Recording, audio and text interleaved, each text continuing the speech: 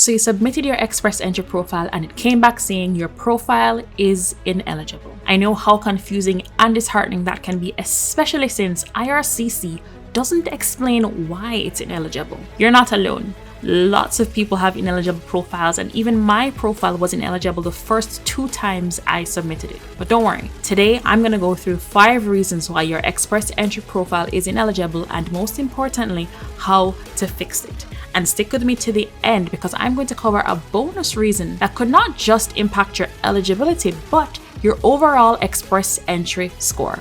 Let's get into it. If you find value after watching this video, please hit the like button and consider subscribing to this channel. Reason number 1, NOC mismatch. Your primary knock doesn't match your work experience. This hands down is one of the most common reasons why express entry profiles are ineligible, and even some immigration professionals don't get this point. Now, by NOC or knock code, I mean National Occupational Classification, which is the number that is given to your general occupation to help IRCC understand what it is that you do to see if it classifies as that occupation, right?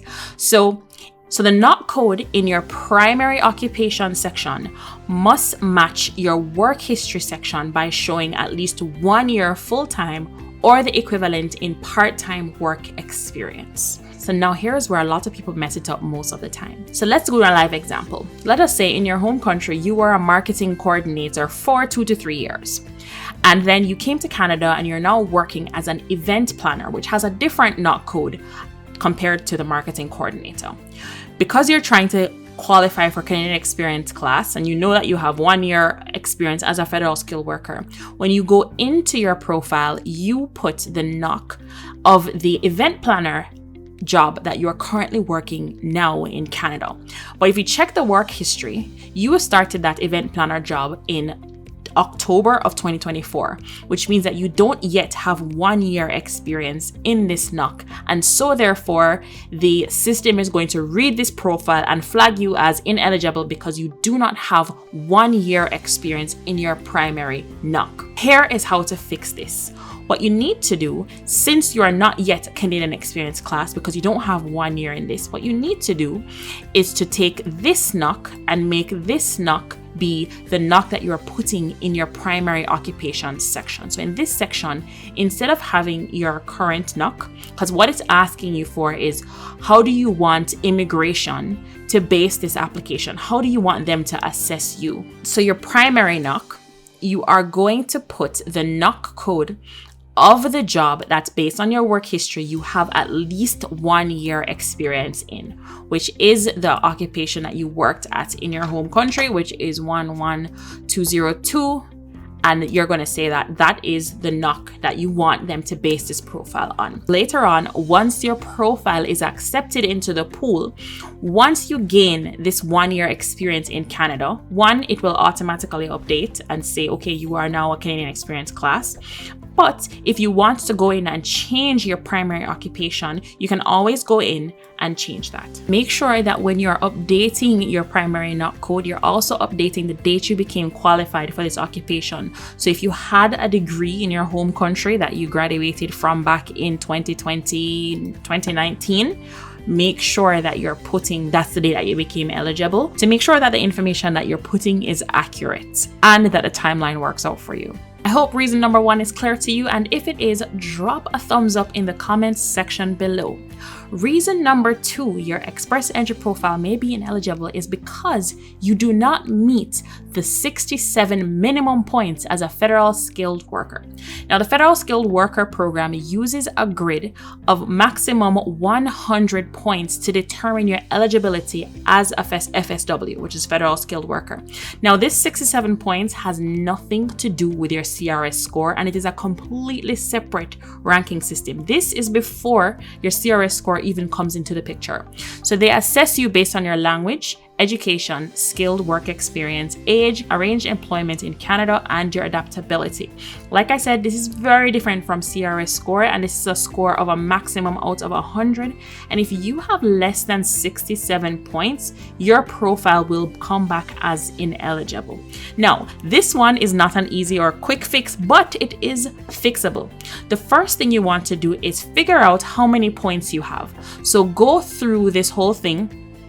What is your language scores? Add them up, right? So you get 6 for, if you have a CLB of 9 or higher, you get 6 for each of the language areas for a maximum of 24 points. If you have just one language area, and if you have 2 languages, French and English, then you can get a little bit more points. So you want to go through and add up. What are your language points? What is your education points, which you can find out by clicking this hyperlink over here, and it will tell you what your language points are for the Federal Skilled Worker Program. See the points, and it'll say, okay, here's an associate's degree, you get 19 points. A Bachelor of Law, you get 23 points. So first thing you want to do is check to see where you're at. If you find that based on the combination of everything here, you're probably, 64 points. So you're short 3 points, but you might be able to bump up your points if you redo your language test. You might be able to bump up your points if you have 1 more year of work experience, for example. So the first thing to do to fix this problem is see where you're at. Then manipulate the points by doing something that will give you more points. Any one of these things will give you more points. Some easier than the other. Obviously, you can't change your age, right? So do something that you can do legally and ethically, right? And make sure that you have done your education credential assessment for your education in order to claim these education points. You can only claim these points if you've said to IRCC that my bachelor's degree is equivalent to a bachelor's degree in Canada, and the only way to do that is to have your education credential assessed. Which brings us to point number 3 and reason number 3 why your express entry profile is ineligible. Reason number 3 is so simple but very often overlooked. For 1, the reason why your profile may be ineligible, or 2, if your profile happens to be eligible and you're in the pool but you have low points, this could also be contributing to low points. If you have not done an ECA or an education credential assessment, your profile is not going to count your education that you have outside of Canada. So once you've studied outside of Canada to a bachelor's degree, a master's degree, or associate's degree, any level of education that you're trying to claim points for on your express entry profile has to be assessed by a company that is eligible to assess you for your education credential. And to do this, you go to one of the companies, World Education Services, you can do it through University of Toronto or any of the eligible bodies, to therefore claim the points both as a federal skilled worker and Canadian experience class. So even if you have Canadian education, you can't claim the points for both your Canadian and your outside of Canada education if you don't have an ECA. I know somebody who has been in the express entry pool who has points as a Canadian experience class. They went to school in Canada, they've worked for more than 1 year in Canada, but their points were low. And I said, you should not be having such low points. Ding, ding, ding. She had no education credential assessment. So as far as the express entry profile is concerned, she only has 1 education that is being counted as her profile points, and instead of 2 degrees or 2 sources of education. So avoid this mistake. Get your ECA done by an approved company like WES or the University of Toronto or any of the other. There's at least 7 or 5 companies that can do this. Get it assessed. Make sure that you do it on time. Processing times could vary across different companies. So this is something that you want to be building into your entire plan. Your ECA is valid for 5 years. So if you could just get that out of the way to have it ready for when you're ready to submit your profile, you are better off than waiting until it's time to create your profile. get it done. Reason number 4, you are answering key questions on your Express Entry profile incorrectly. Sometimes it's not your background, it's your form filling. And sometimes we're rushing through, or maybe we misunderstand questions, and just a simple yes or no can flag your entire profile as ineligible. And that's kind of like a needle in a haystack to find. So let us look at some of those key questions. When filling out your education history and you say that, okay, I studied in Canada, I studied full-time, I got a Canadian certification at the end of it. Some more questions appear asking, was more than half of the study in English or French as a second language course? If you answer yes to that, it won't count this 4-year bachelor degree that you have in business, because it's, as far as it's concerned, it's a language school and you're learning a language. So this needs to be no, which is likely the case for many people who are trying to claim points for a bachelor's degree or something of that sort, especially for something that you studied in Canada. Hardly anybody is doing this and is doing an English or French program. But if you are, say yes, but I'm pretty sure you're not. Now, was it an award that requires you, or were you given an award when you came to study that requires you to go back to your home country to apply your skills or knowledge? Of course, you want to say no to that unless it is true. And was at least 50% of it in person? Now, there's a section where part of this is valid for some people who went to school during the pandemic, but this is no longer eligible or allowed after a certain time. So you want to make sure that that's a clear yes or a clear no. And if it is a yes, you have to make sure that you are outside of the period within which this was allowed. So that's those questions. Did you study for at least full-time 8 months or more? That's another big thing, because it wants to know that you've done a full 1-year program, and 8 months is 2 semesters, which is 1 school year. So you want to say yes to that. The next section is somebody who has the perfect profile. They've answered all their education questions right. They have an ECA. They did all the things that they were supposed to do. They even have a master's degree. They have a valid IELTS scores, and they have enough money on their profile. But in the work experience section, you want to make sure that you are not putting, yes, you were studying full-time while you were working full-time in this role. Now, there's a big part of that may not count towards your work experience, because if you're studying full-time, then though you were working, based on your education, you probably weren't qualified to be working in that position. Like, you can't work as a doctor before having the certification that says you're eligible to work as a doctor, if that makes sense. So here we are on the work experience section. And so if we edit this, modify. So here we are in the work experience section. And under your work history, there's a section here that asks, were you studying full-time while in this job? Okay. For a person to be in class for 15 hours a week during the academic full year to be considered.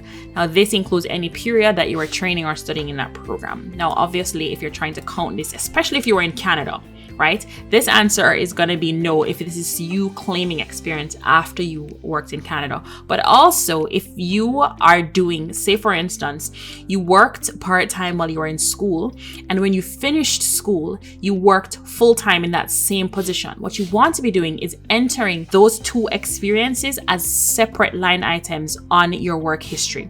You want to have one when you were working part-time and a second one when you were working full-time, or one that you say, yes, I was studying full-time when I was doing this, and a second one that says, no, I'm no longer studying and I'm working the full 40 hours a week, right? To say that, yes, that is now experience that we're counting after school. So make sure you're not saying yes to this if that's not what it should be. And if it should be that, separate those same work experience with the same company as 2 separate things to capture those 2 different periods in time. You also want to make sure that you are putting in the right designated learning institution or DLI number in your profile, and make sure that it matches your school. Don't make any mistakes in your DLI number, which is under your education history. Under your education history, when you attend a college or a public institution in Canada, you want to be putting the right DLI, which they show you on the site here. Find your DLI,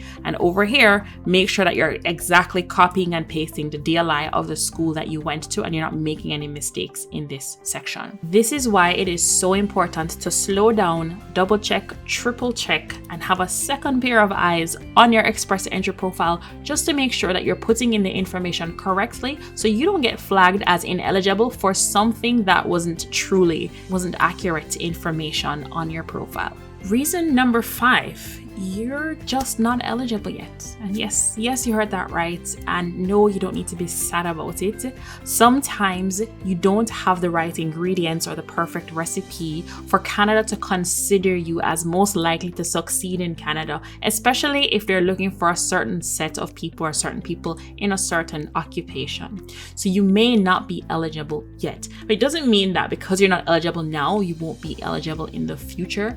Similar to the Federal Skilled Work Program, where you can increase your points from 64 to 67. You can also do things to make yourself a bit more appealing to the system to therefore qualify for one of the immigration programs. Like you can work for one more year in your country in an eligible occupation, like in a tier 0 to 3 category. If you don't know anything about NOC or tier, comment in the section below and we will drop you the video to learn more about that. But there are certain things you can do, but also you can explore other immigration programs. There's a provincial nominee program, there is the Atlantic Immigration Program, the Rural Community Immigration Pilot, the Francophone Immigration Pilot Program. There are other programs that you can explore. A lot of them are attached to having a job offer, but it doesn't mean that it's impossible. But you can also, this is honestly why a lot of people study in Canada, because that increases your points. Having studied in Canada, especially if you're studying for 2 years or more, and also if you work in Canada after your studies, that is what has driven a lot of people to study in Canada, to make themselves more adaptable to the Canadian system, and that's what Canadian immigration is looking for most of the times. So keep in mind that this is your timeline, not anybody else's. You don't need to measure it against anybody else's. If you're not eligible now, I suggest getting together with an immigration consultant to see what your options are outside of Express Entry, or what can you do in order to become eligible for Express Entry. And now that you've made it this far in the video, let's talk about this bonus point. So we went through 5 points. Point number 6 is a bonus point. I've dropped a couple of hints throughout the video and we spoke a little bit about your language scores and the language system, but I think that this point requires a little bit of a closer look, because not everybody realizes that not only is your language score affecting your eligibility, but it also affects your overall Express Entry score. So first of all, let us look at the language eligibility for the different programs, right? So for a Canadian experience class, if you're in a tier 0 or 1 job as your primary NOC, then you need to have a CLB of 7 or more. And this is your overall bandwidth, but also in each language area, your overall CLB. As a federal skilled worker, if you are trying to qualify for this, you need to have an overall band of CLB 7 as well. Now, of course, Canadian experience class, if you're in a tier 2 or 3, a CLB 5 will work. And for the federal skilled worker, if you have a second language, your CLB needs to be 5 or higher. And as a federal skills trades program, it varies based on English or French listening, speaking, reading, or writing. So reading or writing is a CLB 4 for English, or a CLB 5 for English and French in speaking and listening. So this is something that you want to make sure that you have the correct combination of points to give you an overall CLB of 7 or 5 depending on your NOC code. But most importantly, when it comes to your score, here is an Express Entry profile that I have created for you here. Not a profile, but a calculation. So this person has like the perfect almost profile. This person is single, never married. Not that that's perfect or anything, but you know, for the system here, a single applicant with the right amount of things gets more points than somebody who's in a relationship or married or common law. Single person, 25 years old, prime age, you get the maximum amount of points, has a degree and studied in Canada for at least 1 or 2 years. But now they went and did the language test and they got 6676 as their score doing the CELPIP exam. They have no second language and they worked in Canada for 1 year, and in their home country they worked for 3 or more years. This is the perfect recipe for somebody who has great scores, except they got 6s and 7s in their language scores. Somebody like that has a score of 387, which we know is far too low to be called for most things, if anything at all. Okay, but look at this. When we just change those language scores, let us say that person got the highest band in listening, and let's say they got a 9 in reading, and then they got the highest band in writing. Now remember, the score that we're coming from is 387. Let us recalculate this. Calculate your score. This is somebody who would likely get an invitation to apply, ideally in the near future, because the scores we know have not dropped below 500 in the longest while. So you definitely want to be making sure that your language score not only is making you eligible, say you are eligible, but you have low points, you probably need to reconsider doing that test. And people who are often doing the test that is in their primary language, so English or French, usually take for granted that because I know English or because I know French, I don't really need to study for this exam. Wrong. The exam is not about whether you know what a verb is or a noun is. It's really your ability to communicate well using the language, whether you're speaking, listening, reading, or writing. And it is an exam that you're going against the clock. Okay, so it's your ability to express yourself in X amount of time in the best way possible, using a wide variety of vocabulary, using sentences, using complete thoughts. It's not just something that anybody should wing. You should practice. It's not really studying. You just practice time the exams, go through YouTube tutorials as to how to do this exam or how to do the listening or speaking or reading or writing to maximize your potential to get high scores. I know people who have retaken the test and still did poorly because they maybe don't do well under exam conditions or they didn't practice enough. So please practice and maximize your language scores, because this can make the difference in making you either eligible or ineligible. And even if you're eligible and get in, this can make the difference between getting an invitation to apply for permanent residency and staying in the pool forever until your profile expires. Now, if your profile is ineligible, you cannot update it. This is something that you are going to have to recreate. When your profile comes through as ineligible, it's not a big deal. It's not a strike against you. It's not a rejection. It's just saying that based on information, we can't consider you. But if it was a mistake, you don't need to wait a year or a week or a month or a day to create a new profile. You can go right back in, figure out where you got it wrong, and start over creating a new profile. So here is it on IRCC's page saying that you can't change your profile if you're found ineligible. You need to create a new profile. An ineligible profile is no longer valid, so you can't change it even if you have new information. So if you make a mistake in the first part, definitely figure out what that mistake is, go through the old profile, and then now create a new profile with a good set of eyes, including somebody else's and not just your own, so that you can get through with this express entry profile. So now that we've covered these 6 reasons, let's do a quick check before you hit that submit button. And don't worry, a checklist is going to pop up on screen to help you check through your profile. So number 1, you want to be choosing the NOC that you have at least 1 year work experience in. When you have that NOC, that's the NOC that you're going to be using in your primary occupation. So make sure you select that accurately. Number 3, you really need to make sure that you have your ECA completed if you have education outside of Canada. Number 4, you want to make sure that you've uploaded your language scores. You want to make sure that your language scores are up to snuff with regards to whether you're a federal skilled worker, a Canadian experience class, or a federal skills trades worker. Number 5, you want to always be making sure that you are answering these key questions correctly. No yes or no clicks if it's not supposed to be yes or no. Okay, make sure that those are correct and make sure you're consciously choosing the right answer. And number 6, make sure that you have at least that 67 points out of 100 if you have no Canadian experience and you are being assessed as a federal skilled worker. If all lights are green, submit that profile and comment below which of these sections or which of these reasons that you got an ineligible profile for and how you overcame it by watching this video. I'd love to hear it in the comment section below. These kind of mistakes happen, but most of the times they can be fixed. I'm a live example of that, and I've seen many people overcome ineligible express entry profiles. If you found this video helpful, please hit that like button. Please share this with your other friends who are going through the immigration journey. And if you are not yet subscribed to this channel, please subscribe for more helpful videos like this. And I will see you in the next video. Remember to comment your reason below. If you need to recreate your express entry profile because you've previously got ineligible, I have a step-by-step video that helps you to walk through the entire express entry profile, check for the right questions, the right answers to the questions to make sure that you get an eligible result if you are in fact eligible. So check that video out right after this one.